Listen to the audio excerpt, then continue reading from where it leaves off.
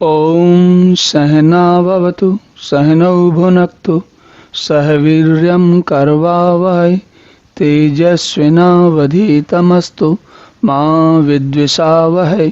ओम शांति शांति शांति। हरि ओम। अभ्यास योग युक्तेन चेतसा नान्यगामिनः परमं पुरुषं दिव्यम याति पार्थानुचिंतयन्। भगवान कहते हैं कि हे पार्थ, नियम यह है कि परमेश्वर के ध्यान के अभ्यास रूप योग से युक्त दूसरी ओर न जाने वाले चित्त से निरंतर चिंतन करता हुआ मनुष्य परम प्रकाश रूप दिव्य पुरुष को अर्थात परमेश्वर को ही प्राप्त होता है। तो इसमें जो हम पिछले दो श्लोकों से बात कर रहे हैं उसमें ये ध्यान देने वाली क्या बात है, परमेश्वर के ध्यान के अभ्यास रूप योग से। तो ये भगवान कह रहे हैं ये नियम है। क्या नियम है? यह नियम हम अपने रोज के जीवन में हमेशा देखते हैं, लगातार देखते हैं। कैसे देखते हैं? देखिए, हम एक दो उदाहरण लेते हैं। तो पहला उदाहरण लेते हैं, हम में से अधिकांश लोग, सब तो नहीं लेकिन अधिकांश लोग जीवन भर धन की साधना में लगे रहते हैं। अब धन की साधना में लगे रहने का अर्थ ये होता है कि हम क्या करते हैं कि धन के बारे में सुबह उठते हैं तो धन के बारे में सोचते हैं, दोपहर में धन के बारे में सोचते हैं, शाम को दिन भर धन के बारे में सोचते हैं। दिन भर धन के बारे में इस प्रकार से सोचते हैं कि रह रह कर थोड़ी थोड़ी देर के बाद हमें याद आता है कि अच्छा ये वाला काम करें तो धन वैसा मिलेगा, वो वाला काम करें तो धन वैसा मिलेगा।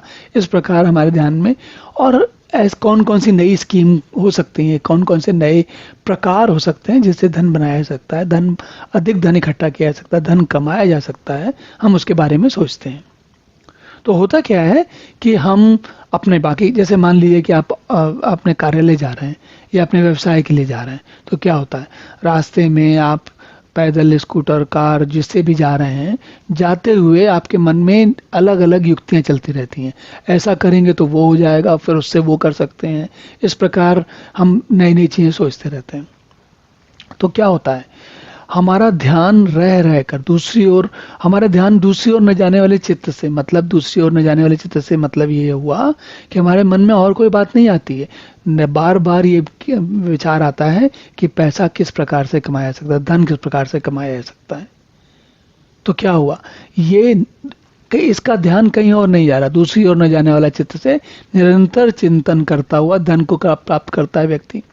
भगवान कह रहे हैं जिस प्रकार निरंतर दूसरी ओर न जाने वाले चित्त से निरंतर चिंतन करता हुआ धन प्राप्त किया जाता है, उसी प्रकार अभ्यास करते हुए। और ये देखिए, धन का हमारा अभ्यास हुआ है, अभ्यास ही तो हुआ है ना।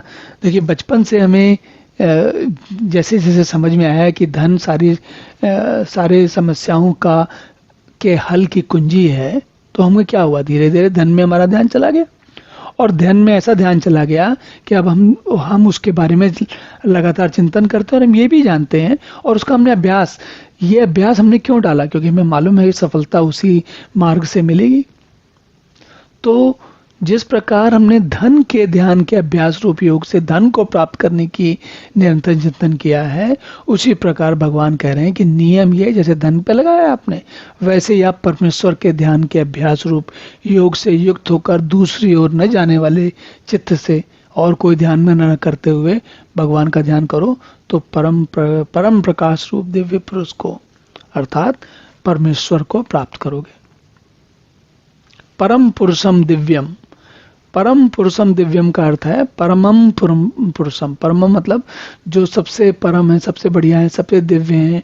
जो पुरुषम मतलब ये पुरुष कहते हैं भगवान के उस स्थिति को जो कि अव्यक्त है। जो व्यक्त है वो प्रकृति है, और जो अव्यक्त है वो पुरुष है। पुरुष है मतलब भगवान के उस स्वरूप को कहते हैं। चलिए अब अगला श्लोक देखते हैं। ओम पूर्णमदः पूर्णमिदं पूर्णात् पूर्णमुदच्यते पूर्णस्य पूर्णमादाय पूर्णमेवावशिष्यते। ओम शांति शांति शांति।